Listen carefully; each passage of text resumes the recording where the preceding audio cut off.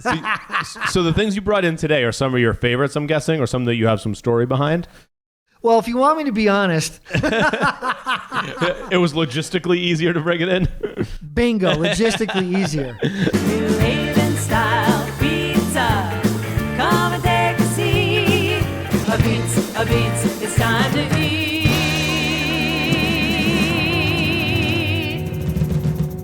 Welcome to episode 36 of Charred and New Haven Pizza Show. It's Kevin Begley, Frank Zabsky. We are back, obviously, in the studio again with a lot of props. This is our first ever Memorabilia episode, Frank. Because you have so much. I was trying to see if I had any pizza memorabilia. I don't have anything. You have all the memorabilia. It's great, though. There's some cool stuff here, and I know you got some great stories behind a lot of it, too. Yeah, I have a pretty big collection of, well, it's actually grown. I started just with pizza memorabilia of Connecticut. Yep. And now I've got stuff really from all over the country. Nice. And I love the history behind it. I love the story. I love the kind of the old school stuff. And I wish I had more time to devote to this because there's a lot of stories out there, I think, that are just kind of like scratching the surface. Yeah. Have you all? Well, we could always do another memorabilia episode. Yeah. Yeah. Have you set out to collect stuff, or did you just kind of acquire it just because the stuff was cool over the years? Well, we should have my wife on here to answer that question because I literally have about 10 different collections. It really started actually with my dad. He used to, a lot of our weekends we spent at flea markets. Oh, okay. Because he used to buy and sell stuff. And we were talking earlier before where Milford, Connecticut had the Milford Drive-In. And on Sundays, they had a big flea market. It was huge. Yep. So that was where my collection bug came in. Nice. So I had baseball card collection, beer cans back when they were popular in the 70s and 80s. So that's kind of where it all started. Awesome. And I started with a couple things, and I've grown my collection. Yeah. So the things you brought in today are some of your favorites, I'm guessing, or some that you have some story behind? Well, if you want me to be honest, It was logistically easier to bring it in? bingo, logistically easier. Yeah, No. I mean, I've actually got a bunch of old neon signs, Yep. which I'm obviously not going to bring in. There's a lot of stuff I have. These were the easy things to get. Yeah. And it was a long weekend, and I got up late, so I grabbed a bunch of this stuff. I love it, though. So where do we want to start? Which one do we want to start with? What? So why don't we start with, and I'm going to start with this here. So this actually is a matchbook from Sally's on Worcester Street. Oh, that's neat. Okay. This obviously I blew this up. I actually had someone in one of my classes, because I go over this. They asked me if this was actually the matchbook. I'm like, no, that's kind of a little bit too big to be the matchbook. Huge matchbook. But this is actually the matchbook here. Oh, that's the actual size. That's the actual matchbook. Now, the cool part about this matchbook is it's probably from mid to late 40s, maybe early 50s. Wow. So there's a bunch of cool things about this matchbook. Obviously, it's pretty basic in design.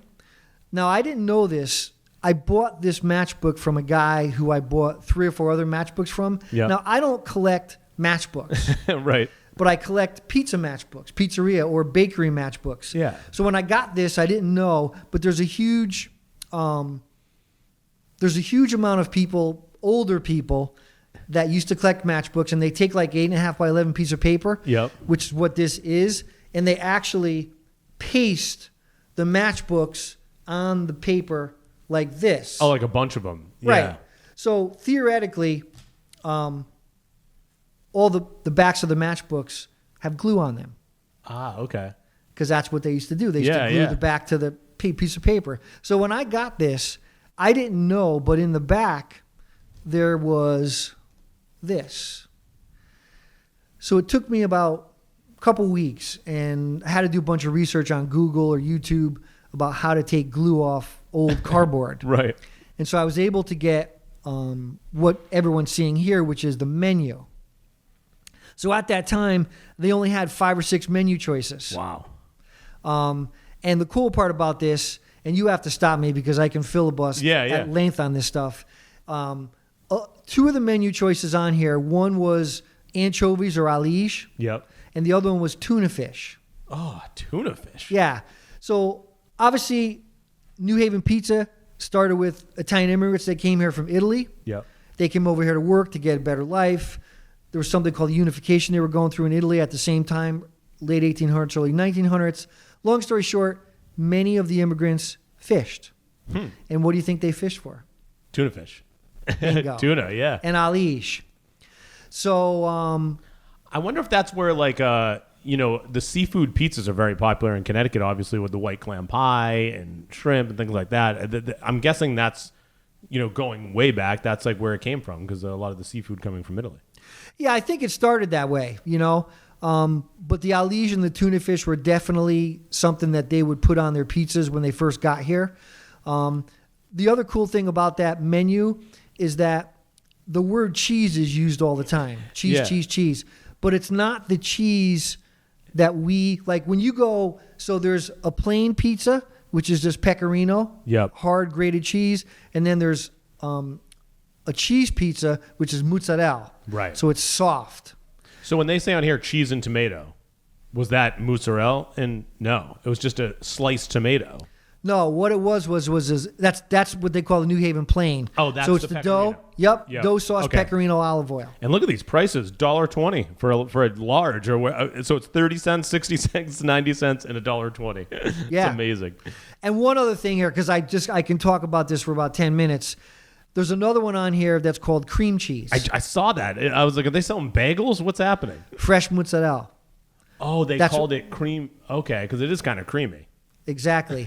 And a lot of people don't know this, but back then, they did not have a lot of refrigeration. Interesting. So the cream cheese they made fresh every day. Wow. And the same thing with the alish and the tuna fish.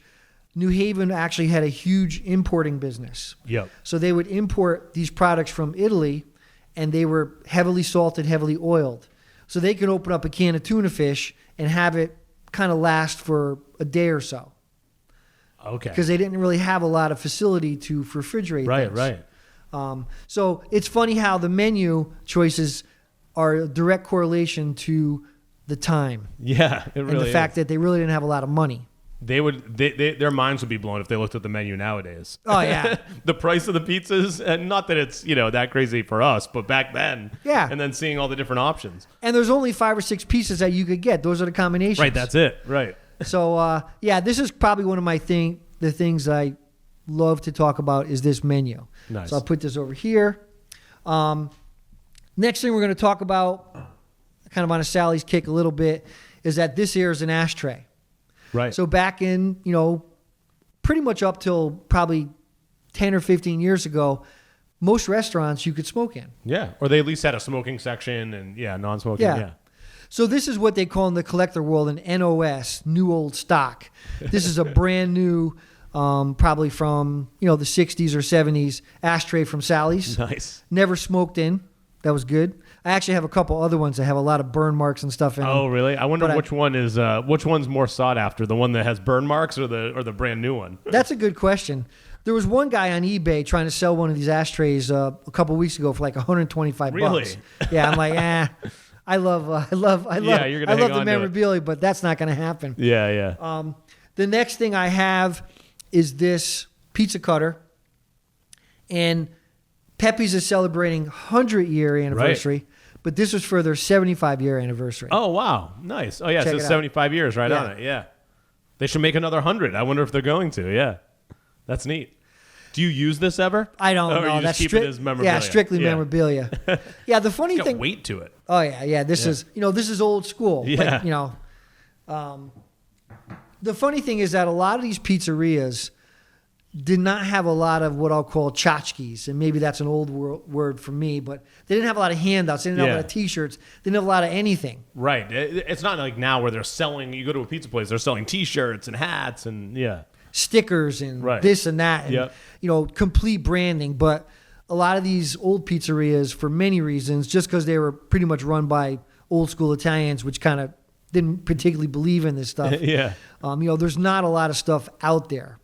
So the next thing I'm going to talk about, again, a Sally's thing. You hold that other side up. Sure, yeah. Let's go like this. So this is a sweatshirt. People probably recognize this. If you ever been to Sally's, there's a famous print, which we usually have back here, this was done by, this is a Doonesbury. Who's this guy here? I always forget his name. See real quick. Grudeau or Trudeau? Yeah, GB Trudeau. Yeah. So he went to Sally's one time. He loved it, and he made this poster that I actually have, but that's the shirt. Show him the back. Yep.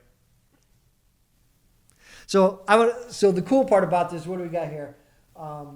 Air conditioning. What does it say here? Jukebox. Yeah, jukebox. Service with a smile. Ask for what? Oh, ask for J-Lo? Does that say J-Lo? Flo. Ask for Flo. I was like, J-Lo. Ask J-Lo, for Flo. Yeah, and the phone number. I wonder if that's still their phone number. I bet you it is. That's great. And so I picked this up about 3-4 months ago. It's a really cool logo. Cool shirt. Yeah, I mean, I've never seen a shirt or a sweatshirt like this. It obviously matches the posters that they probably had made at the same time. And then it says where Olive meets Worcester. I'm guessing that's the two streets, Olive and Worcester. Yes, yeah. Olive and Worcester. And I think this was for their 50-year anniversary. Yeah. So this here is how many? Let's see. It was mid-70s. Yeah. Or 80s. Anyways, this is really cool. That's really neat. And I actually got one that came in my size, which is 2XL. Was this from one of the flea markets you went to, or No, this was from like I get stuff from all over. People always ask me where do I get my stuff from. Literally, I go to these antique shows in Massachusetts. I forget exactly where I found this.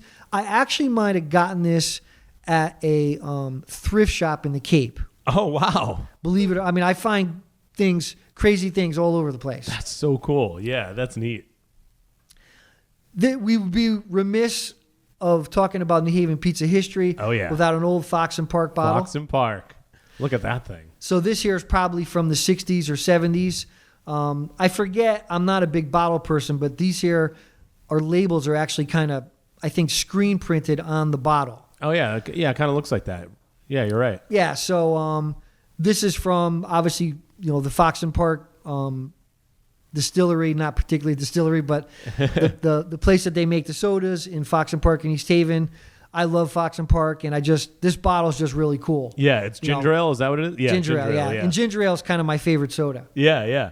Yeah, they have some great flavors. Yeah, and that's, we always say, like, when you go to a pizzeria, if they have Fox and Park, they're the real deal. If they have that cooler set up with the Fox and Park bottles. Do they still sell big ones like that? Because you only really see the little ones. Or I guess you see the plastic big bottles. Yeah, so the 12 ounce or whatever, the smaller ones are still in the glass bottle. Like the individual size, yeah. But the liter bottles are plastic. Are the plastic ones. So I think it's very similar size to this, but obviously they're not glass. Yep. There's something about, not to go too far off track, of drinking soda or beer or anything out of a bottle. Oh, yeah, a glass bottle, you mean? Gotta have, same thing with like Coca-Cola and like anything out of that glass bottle. It just tastes a little bit higher quality. Yeah. We were in Poughkeepsie this weekend. My daughter graduated college, and we went to a pizzeria, one of my daughter's favorite pizzeria up there. She wanted to go there before she left. Yeah. And my wife's like, and I don't drink a ton of soda. My wife's like, Frank, you got to get one of these sodas because it's Coke in a bottle. Oh, nice, yeah. But to your point, yeah, there's just something. And you got to pry the cap off usually, and like, you got to work for it. And like, there's something about the glass. I feel like especially when it's cold, it just tastes colder. Love the cold. Yeah. The next thing I have here is this here. This is a menu. Move this out of the way. This is or was the Frank Pepe of Hartford, Connecticut. Okay. Called De Pasquale's. So wait, so was that of Hartford? When was that open? So this is a funny, interesting story. So there's some documentation out there that the first pizzeria only in New Haven was 1917. Okay. Kevin, read what it says here. That says 1906, established in 1906. So in theory, that was pre-Pepe. Definitely, yeah. Pre-Pepe. So I need to spend some time on this, but there's definitely evidence here that there might have been other pizzerias that opened up even before the places in New Haven. Yeah. I did a lot of research on Di Pasquale's. Unfortunately, the road that it was on was demolished. Late 60s in a lot of the bigger American cities. They were heavily blighted, which means they were kind of dumps. Right. And they literally just took streets away. Long story short, this is long since gone, but it used to be a huge popular place. But you picked up on the key thing is that 1906. Yeah. Yeah, that's going to be before a lot of the other pizza places here. Yeah, so a lot of people don't know this, but when the immigrants came to Connecticut, and really the United States, but specifically Connecticut, they took off like cockroaches. Yeah. Not that they are cockroaches. So I've got a bunch of other stuff, not today for another show, of pizzerias, La Pizza, which is the Italian word for pizza, Abits, all over the state. Right. Yeah, I'm sure they just started opening everywhere. Yeah. So obviously New Haven, I love New Haven. It's the pizza capital of the world, quote unquote. But there's a lot of evidence, hard facts that show that pizza, Abits, La Pizza, all over. You know what's interesting on this menu, too, on the back? So they got soups, they got appetizers, they also have egg dishes, which seems like some breakfast items, and then spaghetti and macaroni. So I wonder if and then they have the pizza menu, obviously. So I wonder if it started as like an Italian restaurant, and then they started making the pizza at some point. So the timeline, you got to figure out, a pizza historian going into like how it actually happened. But it's interesting that their menu's pretty big for just like an early pizza place. Yeah, and I think you hit the nail on the head. Especially in New Haven, a lot of the pizza started at Italian bakeries. Yeah. So yeah, this definitely seemed to be more of a Italian restaurant / pizzeria than anything. But yeah, there's a lot of cool information about there. I need to take a trip to Hartford and really kind of dig into more of this stuff. That's cool. Another thing I have here, this is probably one of my favorite matchbooks. This is the actual matchbook, which you're not going to be able to see. I like that you have the real one and then the big one. I have to. So this is a place in North Branford, and it's called Jim and Ninos Abits Restaurant and Bakery. Nice. Probably mid to late 30s, maybe 40s start. Again, I love the front cover of this. Yeah. Because it's kind of... It's really cool looking, yeah. Art Deco. But it's got a lot of stuff going on. I mean, just the name alone, Jim and Ninos Abits Restaurant and Bakery, there's no street number where it was. It just says North Main Street. Right. Whereabouts... You got to drive down North Main Street and just until you hit it. Right. The other side of this, what does it say? Real Italian style spaghetti. Right. What we were just saying about the other place. Everyone's got this spaghetti going on. Yeah, so a lot of people miss this. A lot of the original pizzerias in the whole state doubled as pizzerias and pizza houses. Yeah. Because it was cheap and kids liked it. Yeah. So they could do pastas, they could do pizza, they could do, I mean, still today, making pasta for my kids is one of the easiest things to do. Right. So the back of this is another cool thing. Yeah, specializing in Abits, ravioli, lasagna, bread, donuts, and crullers. They hit it all. Yeah, they got it all for you. And the funny part about this is that lasagna is spelled incorrectly. Right, lazine. It looks like... Yeah, it might be an Italian kind of thing. Yeah. But the point being is, the other thing that's really cool is this is a 4-digit phone number, which puts this maybe even in the 20s. Oh, that's crazy. But the bottom line is, this was the beginning. Yeah. And this was not in New Haven. This was in Branford, Connecticut, which I think is just kind of cool. Yeah, that's neat. I mean, like you said, I think across the whole state, they started opening up in these different places. Yeah. Yeah, it definitely wasn't just in New Haven. We only got a couple more minutes. I'm going to show you a couple quick things, and I don't have a blow up of this, but for those people that know about Mama Teresa's in Milford, this used to be called the Abits Center, right in Milford, Connecticut. That's funny. So before it was Mama Teresa's, it was the Abits Center. That's a good name. And it was across the street from the old Milford Drive-In. Sounds like a concert venue. Yes. The Abits Center. And then this here. So I'm going to end with this because we only got a couple minutes left. So this is something, this sign here, which is Montys Pizza. Yeah, Okay. Golden. Montys This Golden. literally is a shingle. And I'm going to kind of take this from here. Yep. And I think it actually might be an asbestos shingle, but we won't say that. So if you look on the back, it says clean fill wanted. So this literally, someone just picked this up and made a sign for this place called Montys. And I have yet to determine where it was, but someone that knows, someone was cleaning out their mother's house and found this in Fairhaven in New Haven. Oh, wow. So it might have been in Fairhaven. It might have been in East Haven. I'm not really sure. Actually, not far down from where Fox and Park is. Oh, okay. But if you read it, it says Montys Golden Beats. It says minute. I Yeah. wonder if there used to be minute, crispy, a beats, a meal in itself. Golden, yeah. Yeah, I don't know. But this is like, this in my mind embodies pizza in New Haven. Oh, yeah. Like, It just looks like it. right. It looks like it. It feels like it. It smells like it. It's made on a sign that's literally someone was going to throw away. Yep. I'd love to find out if anyone has any information about this. I would love to find out more. The closest thing I can find is there's a place in Florida called Montys Pizza, and I tried to call them, but they didn't pick up the phone. And when you read their about, it has possible roots to this place. Oh, really? Yeah. Yeah, because I was going to say that's probably a popular name, Montys. But Yeah. yeah, that's interesting that they talk about. So they talk about New Haven on the website. They do a little bit, yeah. So this is kind of one of the things that I have a work in progress, but I thought it was really cool, so I figured I'd bring it. And real quick, I wanted to bring up this Dave Matthews. Yeah. So you see this in all our episodes when we do them here in the studio. Here, I'll pick it up so we can see it.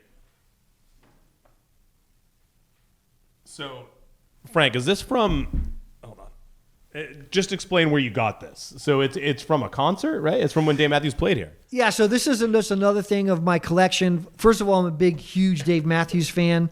But this picture or poster is supposed to be in homage to either they got pizza from Sally's or Pepe's, and they made a poster because it was so good. Now, if you see the date on the very bottom, what is today's date? June 13th, 2025. This is says- June 13th. What are Yes. the odds of that we were doing this episode? It's the same date as the concert. Can't make it up. Yeah, so there's all kinds of stuff out there. If anyone has any stuff that they're looking to get rid of, let me know. I'm going to collect it. My goal, my dream, and I tell people about my successes and I tell people about my failures. I really want to open up a Connecticut Pizza Hall of Fame. That would be awesome. That would be really neat. I've tried twice. I've failed twice. Oh, you've actually tried to open it to make a place? Yeah, I've tried to get it going off Yeah, the ground floor, and it's just tough. There's a lot of politics and state, and then I have also a lot of people that wanted to help Yep. until it was time to help. But we'll That would stay be neat, positive. though. Yeah, because you could. There's so much stuff you could put in It would be like a museum Hall of Fame type, tribute to Connecticut pizza. Yeah, my goal is to have it be a brick and mortar building, Yep. and then have like a small little pizzeria attached to it, so that people can go to the Pizza Hall of Fame and then go to the pizzeria. Oh, that'd be awesome. And the cool part about it is that I want it to be a training center, not for my school, but a training center to train people, because one of the biggest issues in Connecticut pizzerias is that they don't have workers. Train qualified workers. There you go. I think you'll make it happen. You heard it here first, baby. And you'll see some of this memorabilia in there. Yes, sir. Absolutely. All right, awesome. So that's episode 36. Kevin Begley, Frank Zapsky. Make sure you share and subscribe all the podcast platforms, YouTube, social media, all of it. And we'll talk to you next time. Remember, it's not burnt. It's charred, baby. New Haven.